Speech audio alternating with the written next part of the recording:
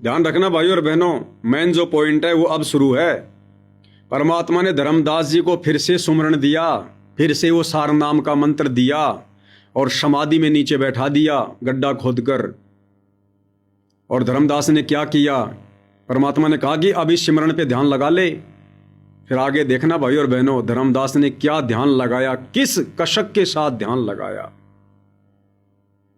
तो उसको लास्ट ये हो गया था कि तेरे सांस अंतिम है, अंतिम सांस है, ना बेटा याद आया ना बेटी, ना वो संपत्ति, ना को पत्नी, अपना जीवन दिखाई दिया था। गरीबदास जी कहते हैं अब मुहूर्त सतदलीप एक घड़ी, एक सतदलीप नाम का इस रामचंद्र जी और का परदादा था सतदलीप। वो इंद्र के पक्ष में राक्षसों से लड़ने गया था सेना लेकर। ये सिद्धियां इतनी थी इनके पास, ये ऐसे आम बातें थी। और इंद्र ने जहाज युवा बेच के ऊपर बुला रखा था। तो राजा वह युद्ध में इंद्र जीत गया सबका राज्य। तब उसको पता चला तेरी 2 घड़ी जीवन रहता, 2 घड़ी, 1 घड़ी 24 मिनट की। तब उसने कहा, इंद्र से कहा कि मुझे एक बार सरयू नदी के किनारे भेज दे अयोध्या में, मेरी राजधानी। इंद्र बोला और मेरे पास कोई विकल्प नहीं, मैं तेरी उम्र बता दूं। तो उस समय एक ऋषि ने जो उसको दीक्षा दे रखी थी, उसने बताया कि ईद मालिक में लोला ले, कोई दूसरा ठिकाना नहीं। 1 सेकंड के अंदर उस सरयू नदी के किनारे उसको छोड़ दिया। 2 घड़ी ऐसी लो लगाई, सब कुछ भूल गया भाई। तो ये सिमरन कुछ ही समय का, जहाँ आशा था बासा हुई। उसकी आशा स्वर्ग की थी, धर्मदास की आशा सतलोक की थी। ध्यान देना भाई और बहनों, अब आगे परमात्मा ने इसी को सार नाम बताया, परमात्मा ने इसी को सार शब्द बताया, इसी को परमात्मा ने मूल ज्ञान बताया। एक बार ध्यान से सुनो, अब क्या कह रहे हैं गुरुदेव कि बच्चों, यही है वो सार नाम, यही है वो मूल ज्ञान। ध्यान से सुनना भाई और बहनों। तो बच्चों, ये है वो सार नाम, ये है वो मूल ज्ञान। धीरे धीरे आपके भी अंतःकरण के ये थोड़े बहुत जो संशय है कति नष्ट हो जाएगी। क्या कह रहे हैं गुरुदेव कि बच्चों, यही है वो सार नाम, यही है वो सार ज्ञान, मूल ज्ञान। और धीरे धीरे आपकी भी आंखें खुल जाएंगी, आप भी समझ जाओगे। एक बार फिर से सुनो भाई और बहनों। तो बच्चों, ये है वो सार नाम, ये है वो मूल ज्ञान।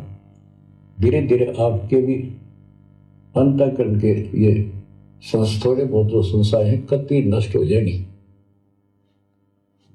सुन लिया भाई और बहनों, परमात्मा ने इस कथा को समझाकर, धर्मदास वाले इस प्रकरण को समझाकर,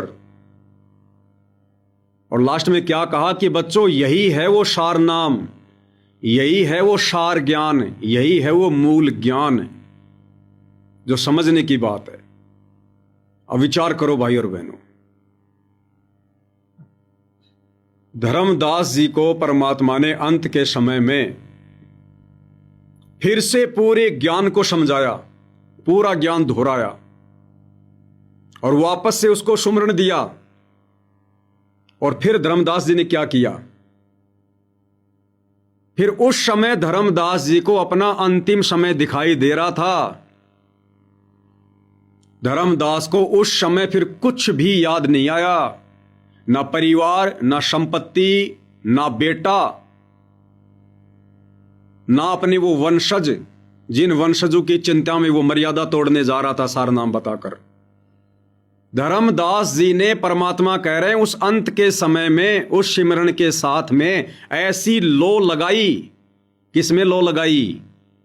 अपने गुरु में, सतलोक जाने की।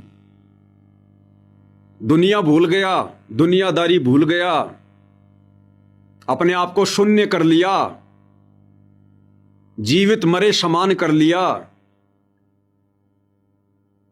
और साथ में गुरुदेव ने राजा सड़ दिलीप का उदाहरण दिया कि राजा सड़ दिलीप एक बार राक्षसों से लड़ने के लिए इंद्र के पक्ष में होकर सिद्धि शक्ति से सेना लेकर इंद्रलोक में गया था।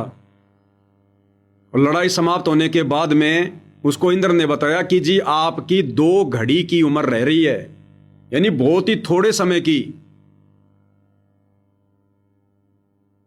तो राजा शरदलीप ने क्या कहा कि एक काम कर दो, मुझे सरयू नदी के किनारे भेज दो। तो इंद्र में इतनी तो पावर है ही, इतनी तो सिद्धियां हैं ही। इंद्र ने अपनी सिद्धि से विमान में बैठाकर और शरदलीप को चंद ही सेकंड में पलक झपकते ही सरयू नदी के किनारे खड़ा कर दिया। और राजा शरदलीप का जो गुरु था, जिसको भी राजा ने गुरु बना रखा था, उसने कह दिया कि भैया मालिक में लो लगा ले। क्या कहा गुरुदेव ने कि मालिक में लो लगा ले, मालिक में। और शरदलीप ने 2 घड़ी जो भी सुमरण उसके गुरु ने दे रखा था दीक्षा में, उसका जाप करते हुए, और कहां लो लगाई, जहां तक वो जानता था वो केवल स्वर्ग को जानते थे। तो शरदलीप को ना राज्य याद आया, ना अपने बेटा बेटी याद आए, ना प्रजा याद आई, ना वो सुख संपत्ति याद आई, कुछ याद नहीं आया। उसको केवल अपनी मौत दिखाई दे रही थी, चंद समय का मेहमान दिखाई दे रहा था। और सुरती कहां लगी उसकी? विष्णु लोक में, स्वर्ग में। और चंद समय की भक्ति कमाई से, चंद समय की जो लो उसने लगाई संसार से हटकर, तो वो कहां जा बैठा? स्वर्ग में जा बैठा।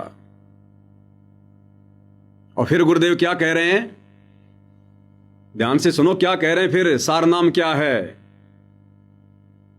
तो बच्चों, ये है वो सार नाम, ये है वो मूल ज्ञान। धीरे धीरे आपके भी अंतःकरण के ये थोड़े बहुत जो संशय है कति नष्ट हो जाएगी। तो भाइयों और बहनों, सार शब्द वो नहीं है जो इन शतलोक आश्रमों में डीवीडी में डाल के दिया जा रहा है। ओम सोहम सत्य कबीरा, ओम सोहम सत्य कबीरा। ये विशेष संदेश है, परमात्मा ने सब कुछ क्लियर कर रखा है, बस समझने की जरूरत है। अब वो लो लगेगी कैसे भाइयों और बहनों? जो लगन धर्मदास जी की लगी अंत समय में, जो लगन राजा शरदलीप की लगी अंत समय में, कहां जाने की? धर्मदास जी की सतलोक में जाने की, राजा शरदलीप की स्वर्ग में जाने की। वो चंद समय की लो ने और उन्हें वहीं जा बैठाया। अब विचार करो भाइयों और बहनों, ये इस प्रकार से लगन लगाने की जो विधि है, जो प्रोसीजर है, वो सतगुरु रामपाल जी की संगत में वर्तमान में कहां है?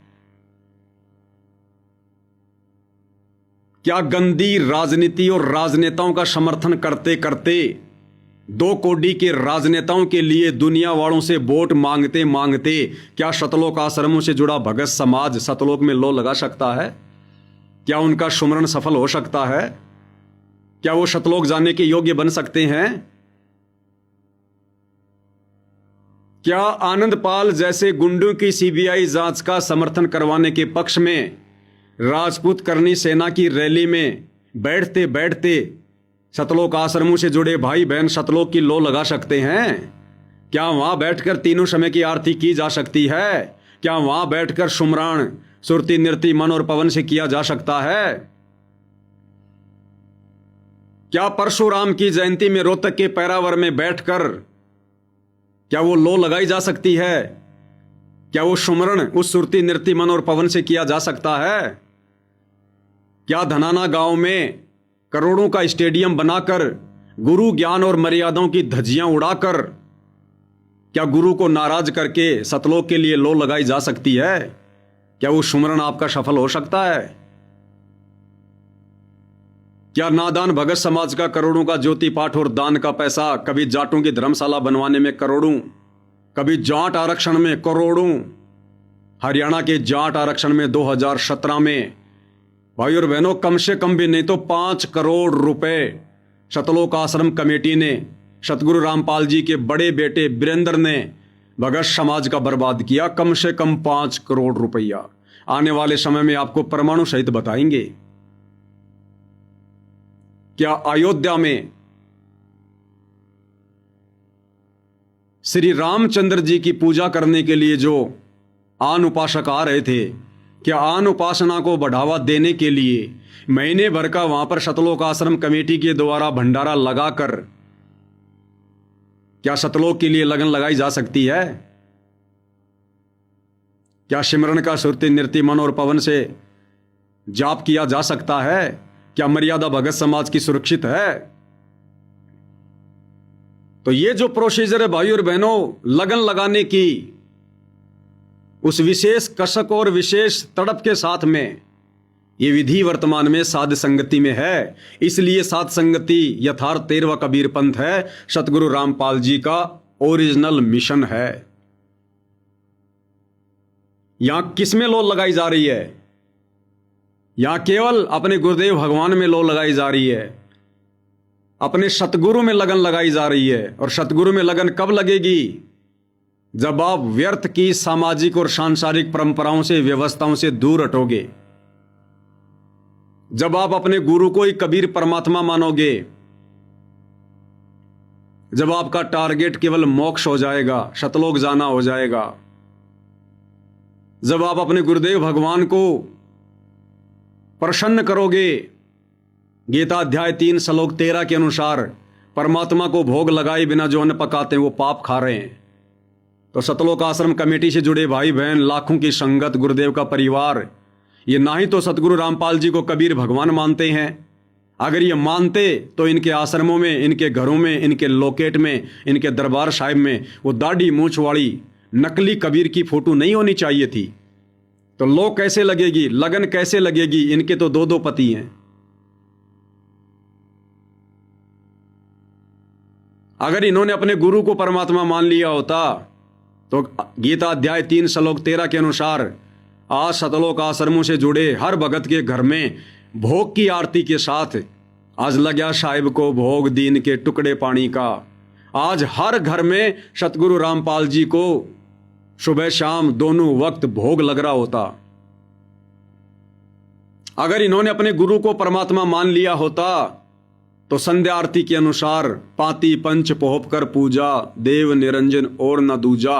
आज साध संगति से जुड़े सत्सेवक भाई बहनों की तरह सतलोक आश्रमों से जुड़े भाई बहनों के घरों में भी सुबह और शाम गुरुदेव भगवान की 5 दीपक वाली थाल के साथ में आरती उतर रही होती।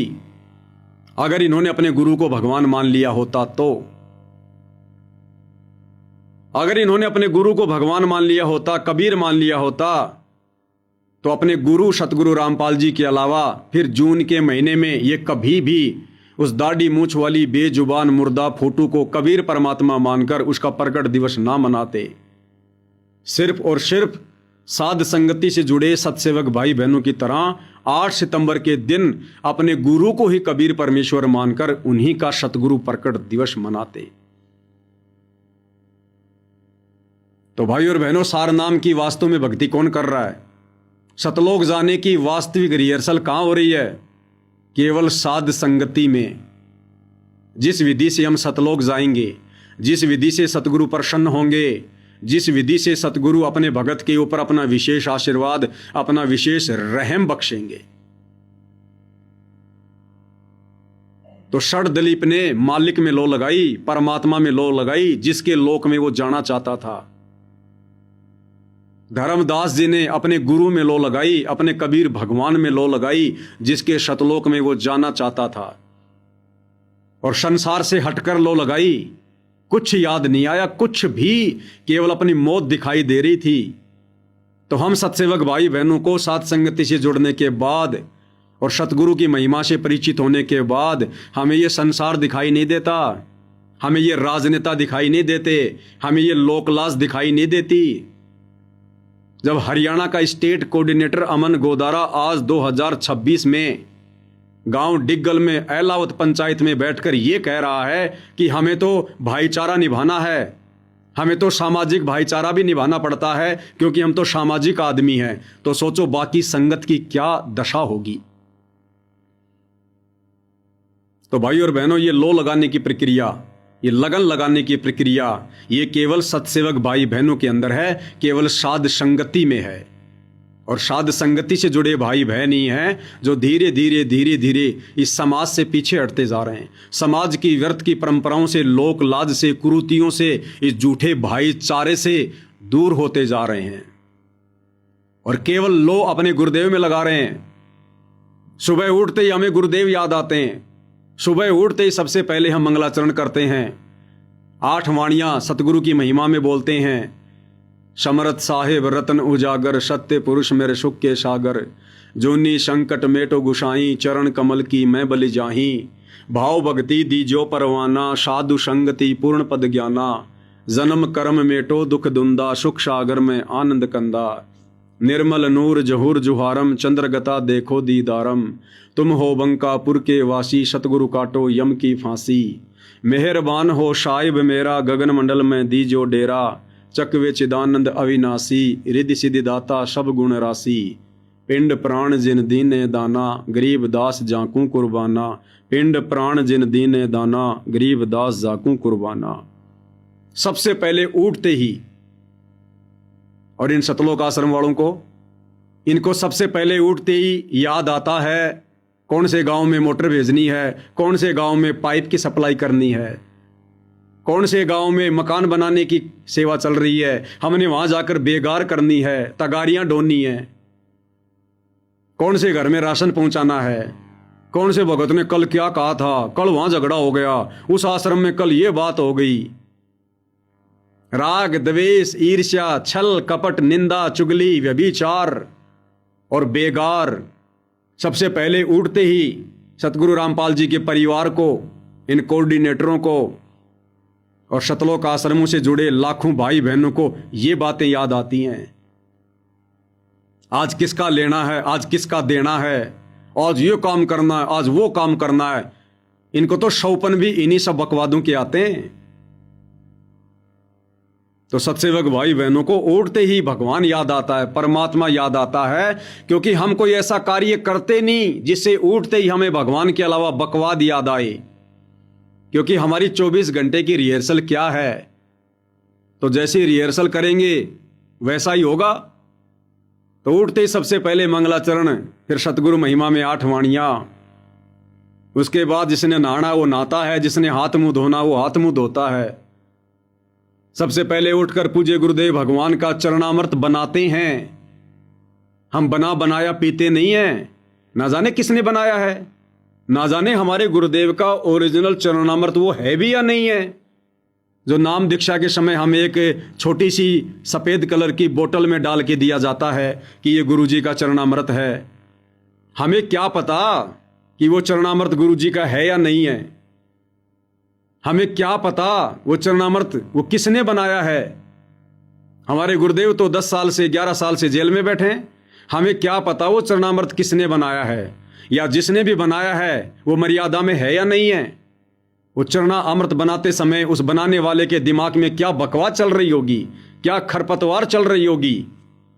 तो जैसा पियोगे पानी वैसी होगी वाणी, जैसा खाओगे अन्न वैसा होगा मन। तो परमात्मा ने सद्बुद्धि बख्शी अपने सत्सेवक बच्चों को कि तुम्हारा बाप धरती पर है, तुम्हारा बाप हाड़ मांस का पुतला नहीं है, तुम्हारा बाप सूक्ष्म शरीरधारी है, तुम्हारा बाप नूरी है, नूरी। तो हम सत्सेवक भाई बहनों ने अपने गुरुदेव भगवान को घर घर बेड लगाकर उनको विराजमान करके रोजाना सुबह उठते ही सर्वप्रथम हम एक बड़ा सा थाड़ लेते हैं, एक लोटा जल का लेते हैं, गुरुदेव भगवान के दरबार में जाते हैं जहां पर उनकी सेज लगी हुई है, उनका आसन लगा हुआ है, और एक चौकी के ऊपर थाड़ रखकर लोटा हाथ में लेकर बैठकर पूज्य गुरुदेव भगवान से अर्ज करते हैं, अरदास करते हैं कि हे परमपिता परमेश्वर, हे गुरुदेव भगवान, आप जी विराजमान होने की कृपया कीजिए। क्योंकि शब्द रूप है गुरुदेव भगवान का। हम हैं शब्द, शब्द हम माही, हमसे भिन्न और कछु नाही। हम गुरुदेव भगवान से विराजमान होने की अर्ज करते हैं, अरदास करते हैं कि परमेश्वर आपका दास इस चरणामृत बनाकर इस सेवा का लाभ उठा सके। गुरुदेव भगवान जो अपने बच्चों की, अपने मर्यादित बच्चों की हर अर्ज पूरी करते हैं, क्योंकि भगत के वश में है भगवान। जब हम भगत बन जाएंगे वास्तव में, तो गुरुदेव भगवान भगत के वश में हो जाता है। गुरु भगत के लिए एक टॉय के जैसा हो जाता है, खिलौने के जैसा हो जाता है। जब मर्जी जो मर्जी काम ले लो फिर अपने गुरु से। भगवान भगत के वश हो जाता है। हम गुरुदेव भगवान से अर्ज करते हैं, परात्मा शब्द रूप में विराजमान होते हैं और हम फिर मानसिक रूप से लोटे से जल थाल में डालते हुए और गुरुदेव भगवान के चरण कमल धोने की सेवा करते हैं। चरणा अमृत कदाचित पावे, 84 कटे लोक सिंधावे। साथ में या तो मंगलाचरण गाते हैं या साथ में परमात्मा का कोई शब्द गा लेते हैं। कोई भी शब्द जो भी आपको अच्छा लगे, परमेश्वर की महिमा का हो, गुरु महिमा का हो। भक्ति दान मोहि दीजियो देवन के देवा हो, जन्म पाया भूलूं नहीं करहूं पद सेवा हो। सारा का सारा परिवार जो उपदेशी हैं सारे मिलकर बैठकर या अपना अपना इंडिविजुअल, व्यक्तिगत, पर्सनल जैसा भी है, उसके बाद हम गुरुदेव भगवान का चरणामृत बनाते हैं और परमेश्वर जी के चरण कमल फिर एक साफ टोवेल से साफ करते हैं। फिर परमेश्वर जी से वापस पुनः बेड पर विराजमान होने की प्रार्थना करते हैं। फिर वो थाल वाला चरणामृत हम रसोई में ले जाते हैं, वहां से किसी दूसरे पात्र में डालते हैं। थोड़ा सा सादा जल उस थाल में डालकर घोलकर फिर वापस उसमें लोटे में डालते हैं और फिर सारे परिवार वाले थोड़ा थोड़ा लेकर वापस दरबार साहिब में जाकर घुटने टेक कर और परमेश्वर जी के समक्ष जो विधि है दंडवत प्रणाम करने की, यानी सर्वप्रथम 2 वाणियां बोलते हैं। कर जोड़ू विनती करूं धरूं चरण पर शीस, सतगुरु रामपाल जी भगवान ने दियो नाम बख्शीश। कोटि कोटि सिजदा करूं कोटि कोटि प्रणाम, चरण कमल में राखियो में बांदी जाम गुलाम। ये 2 वाणियां बोलकर उसके बाद वो चरणामृत पीते हैं, 1 बार में या 2 बार में, 3 बार में, घूंट घूंट करके जैसे भी है वो चरणामृत पीते हैं। कफ को नीचे रखते हैं। उसके बाद गुरुदेव ने हमें जो सुमरण दिया है, प्रथम नाम या शतनाम, 1 या 2 मंत्र सुमरण करते हैं आंखें बंद करके। फिर आंखें खोल के गुरुदेव भगवान के दर्शन करते हैं। उसके बाद फिर लंबे लेटकर अष्ट अंग से दंडवत प्रणामा, संध्या प्रात करें निष्कामा। शरीर के 8 अंग जमीन से स्पर्श करते हुए फिर दंडवत प्रणाम करते हैं। फिर उठकर वो गिलास हाथ में लेकर रसोई में जाते हैं, उसमें थोड़ा सादा जल डालते हैं, उसको घोलकर फिर पी लेते हैं और उसके बाद अपने हाथ से गिलास को धोकर रख देते हैं। चरणामृत का जो गिलास होता है वो हमने खुद ही साफ करना होता है, धोना होता है, वो दूसरे ने नहीं धोना चाहिए। हाँ, यदि कोई बुजुर्ग है, कोई ज्यादा बीमार है, वो दूसरों को धोने के लिए दे सकता है। बाकी चरणामृत वाला गिलास हमने खुद ही साफ करना होता है। फिर उसके बाद पूज्य गुरुदेव भगवान का बेड के ऊपर आसन लगाते हैं। गुरुदेव भगवान की जो छवि है जिसमें परमात्मा सूक्ष्म रूप से विराजमान होते हैं, वो छवि उस आसन पर लगाते हैं और एक थाल जिसमें 5 दीपक लगे होते हैं, पाती पंच पोहप कर पूजा, देव निरंजन और न दूजा। उसमें घी डालकर उसमें खड़ी जो बत्ती होती है, जो सभी सत्सेवक भाई बहनों के घरों में परमात्मा जी के आशीर्वाद से दास ने बाई कोरियर भेज रखी है, सभी भाई बहन वो 5 दीपक वाला थाल तैयार कर लेते हैं और सारे भाई बहन परमात्मा के दरबार में खड़े होकर, ठीक है कोई बुजुर्ग है, कोई बीमार है या कोई गर्भवती माता बहन है, वो बैठ सकती हैं, चेयर पर बैठ सकती हैं, नीचे बैठ सकती हैं, लेकिन जो स्वस्थ हैं वो सारे भगत भाई बहन दरबार साहिब में खड़े होकर और बारी बारी एक भगत भाई या बहन परमेश्वर जी की आरती उतार रही है, मालिक का नित्य नियम दूसरे भाई बहन भक्ति बोध हाथ में लेकर कर रहे होते हैं, दूसरे भाई बहन गुरुदेव भगवान के ऊपर चवर की सेवा कर रहे हैं, और इस प्रकार से फिर नित्य नियम करते हैं। नित्य नियम समाप्त होने के बाद फिर हमारा जो प्रथम कार्य है वो गुरुदेव भगवान का सुमरण करना है। सुमरण ठीक है, मजबूरी है, जिनके बच्चे स्कूल जाते हैं, जिनका पति काम पे जाता है, वो माता बहनें अपना नाश्ता वास्ता बना देती है, भंडारा बना देती हैं, लेकिन वो कार्य करते करते भी या तो सत्संग सुनती रहती है या सुमरण करती रहती है। और जिनके घर में ऐसी कोई समस्या नहीं है तो फिर नित्य नियम समाप्त होने के बाद सुबह सुबह फिर दूसरा और कोई काम नहीं, कोई सोच विचार नहीं, कोई चिंतन मनन नहीं। गुरुदेव ने जो विधि बता रखी है उस विधि से सभी भाई बहन अपनी अपनी जगह बैठकर, मालिक के दरबार में बैठकर या दूसरे कमरे में बैठकर, बेड पर बैठकर, नीचे बैठकर, फिर जिसको जो भी सुमरण मिला हुआ है, प्रथम नाम या शतनाम, कम से कम भी नहीं तो 2 से 3 घंटे माता बहनें भाई बहन बैठकर सुरती नृत्य से, मन और पवन से गुरुदेव भगवान का सुमरण करते हैं।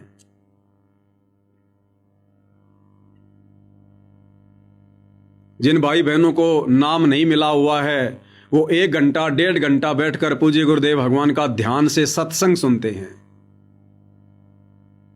उसके बाद फिर अपना भोजन भंडारा बनाते हैं। 10-11 बजे के बीच में भंडारा बनता है। भंडारा बनने के बाद सर्वप्रथम छोटी भोग की आरती के साथ और हर रविवार को बड़ी भोग की आरती के साथ पूज्य गुरुदेव भगवान को गीता अध्याय 3 श्लोक 13 के विधि विधान अनुसार भोग लगता है। मालिक का आसन तैयार किया जाता है। जो भी घर में भंडारा बनता है पूज्य गुरुदेव भगवान के अलग से बर्तन होते हैं, गिलास होता है। मालिक के दरबार में ले जाकर एक चौकी पर परमेश्वर की प्रतिमा लगाकर सामने चौकी पर भंडारा रख दिया जाता है और परिवार के सभी सदस्य मिलकर या जो भी हैं छोटी भोग की आरती के साथ में परमात्मा को प्रतिदिन सुबह और शाम इस प्रकार से भोग लगता है। सर्वप्रथम मंगलाचरण करते हैं। मंगलाचरण के बाद परमात्मा जी से अर्ज करते हैं कि हे परमपिता परमात्मा, सारी सृष्टि के रचनहार, कुल मालिक, कबीर परमेश्वर सतगुरु रामपाल जी भगवान, आप जी का भोग प्रसाद तैयार है। आप अपनी पवित्र रसना से इसे पवित्र करने की कृपा करें। हे परमेश्वर, भोग प्रसाद बनाते समय, लगाते समय या भोग की आरती करते समय हम तुच्छ बुद्धि जीवों से यदि कोई त्रुटि रहे तो हमें तुच्छ जानकर अक्षमा करें परवरदिगार, अक्षमा करें परवरदिगार, अक्षमा करें परवरदिगार। उसके बाद जो शब्द है, आज लगया साहिब को भोग दीन के टुकड़े पानी का, कोई जगया पूरबला भाग, ये शब्द है लगभग 10 मिनट का।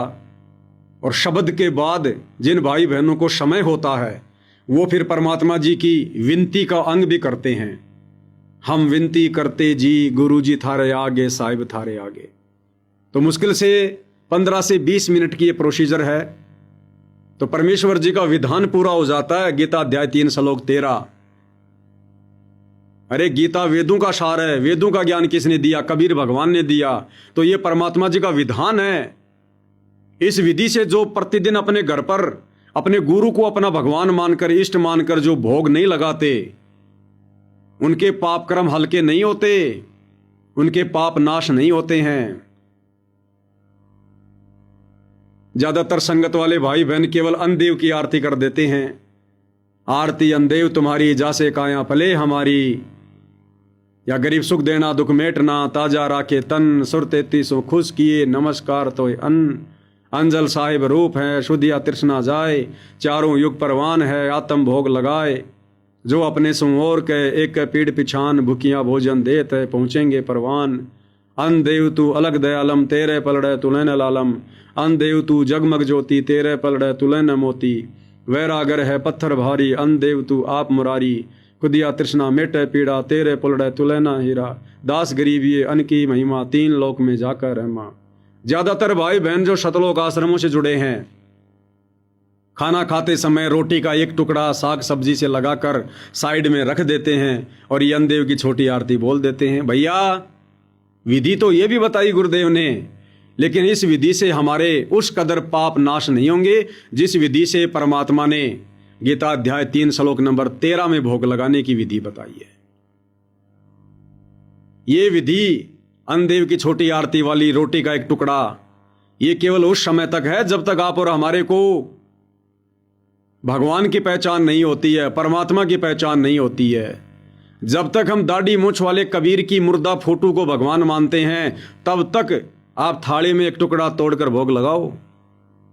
लेकिन जिस दिन आपको ओरिजिनल कबीर की पहचान हो जाए, रियल कबीर को आप पहचान जाओ कि मेरे गुरुदेव के अलावा दूसरा कोई कबीर, कोई भगवान, कोई परम अक्षर ब्रह्म नहीं है, और जब आप अपने गुरु के अलावा समस्त फोटोएं घर से बाहर निकाल दो, एकमात्र अपने गुरु को दंडवत प्रणाम करना शुरू कर दो, एकमात्र अपने गुरुदेव का जयकारा लगाना शुरू कर दो, उसके बाद फिर वो गीता अध्याय 3 श्लोक 13 वाली प्रोसीजर लागू होगी। तब जाकर हमारे युगों युगों के जो पाप कर्म जमा हैं वो नाश होने शुरू होंगे। ये सतलोक जाने की भक्ति है। लल्लो पत्तों वाले काम करने से भक्ति सफल नहीं होगी। उसके बाद उस भोजन को जो प्रसाद हो जाता है, सभी भाई बहन फिर उसको ग्रहण करते हैं भंडारे के साथ। ये दोपहर में जिसकी जैसी व्यवस्था है, कोई ड्यूटी पर जाता है, कोई काम धंधे पर जाता है, कोई दुकान पर जाता है, कोई मजदूरी पर जाता है, तो एक पहर बताया परमात्मा ने, सॉरी 4 3 12, वैसे तो 3 पहर, 3 या 4 पहर ही भगत ने धंधा करना चाहिए, और टाइम इस भक्ति में नहीं चलता। अब उसके बाद 11 बजे बाद भगत भाई बहन अपना भंडारा लेके अपने काम धंधे पर चले जाते हैं, और खूब समय होता है 11 से लेकर शाम को 6 बजे तक का। सत्संग भी सुनते हो इस बीच में। फिर शाम को 6:30 बजे के आसपास संध्या आरती शुरू हो जाती है। दोपहर में अपनी रमेणी कर लेते हैं, घर से बाहर रहते हैं वो घर से बाहर कर लेते हैं, समय निकाल कर। घर पे रहते हैं वो घर पर विधि विधान से खड़े होकर दरबार में भक्ति बोध लेकर करते हैं। फिर शाम को संध्या आरती शुरू हो जाती है। संध्या आरती में फिर वही प्रोसीजर, बेड के ऊपर परमात्मा जी का आसन लगाकर उनकी छवि को रखकर परमात्मा जी से प्रार्थना करके, और फिर 5 दीपक वाला थाल लगाकर सारे भाई बहन परिवार वाले उसी प्रकार से परमेश्वर की आरती उतारते हुए संध्या आरती करते हैं। फिर भंडारे का समय हो जाता है। फिर उसी विधि से गुरुदेव को भोग की छोटी आरती के साथ भंडारा लगता है, भंडारे का भोग लगता है। रात्रि में सोते समय भाई बहन दूध भी रख देते हैं, कोई फल, कोई जो है ड्राई फ्रूट वगैरह रख देता है, काजू वगैरह, बादाम वगैरह, किशमिश वगैरह एक कटोरी में, एक दूध का गिलास रख देते हैं। परमेश्वर जी के दरबार में 10-15 मिनट रखे रहने के बाद, परमेश्वर से प्रार्थना करने के बाद उनको उठाकर ले आते हैं, दूध पी लेते हैं, जो ड्राई फ्रूट हैं वो प्रसाद के रूप में ले लेते हैं, और फिर रात्रि को स्मरण करते करते सो जाते हैं। फिर सुबह उठते वही मंगलाचरण, वही सतगुरु साहिब।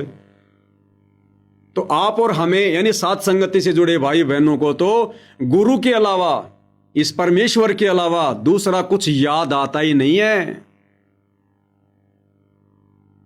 इसलिए भाई और बहनों, वो जो असली सार नाम है, जो असली सार शब्द है, उसकी भक्ति, उस पर सुरती, उसमें लगन, उसमें लो केवल साध संगतियों में शुरू है। अंत समय में ये आत्माएं ही सतलोक को प्राप्त करेंगी। भले ही वर्तमान में काल प्रेरणा से सतलोक आश्रमों से जुड़े भाई बहनों को ये भक्ति विधि सही ना लग रही हो, क्योंकि सतलोक आश्रमों से जुड़े सभी भगत भाई बहन काल प्रेरित हैं। उनकी बुद्धि काल ने भ्रष्ट कर रखी है।